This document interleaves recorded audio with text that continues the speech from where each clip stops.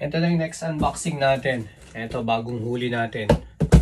Ito, sigurado may naghahanap nito sa inyo. Isa lang to Pwede nyong awitan sa akin to. Mahirap na makahanap ngayon nito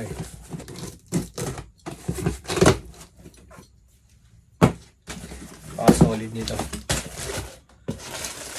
Ayan siya. Ayan yung manok natin. Manok na itim. Pero ito yung pinakaunang release. Solid niya, no?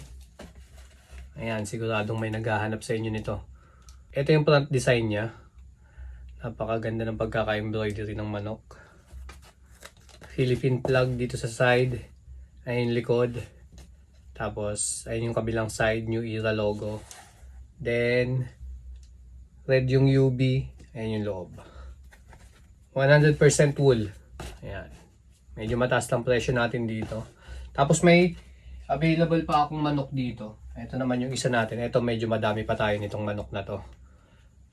So, ito lang yung nag-iisa. Pwede kayong mamili dyan kung anong gusto nyo. Ayan siya. Napaka-solid din. Ayan yung pagkakaiba nila.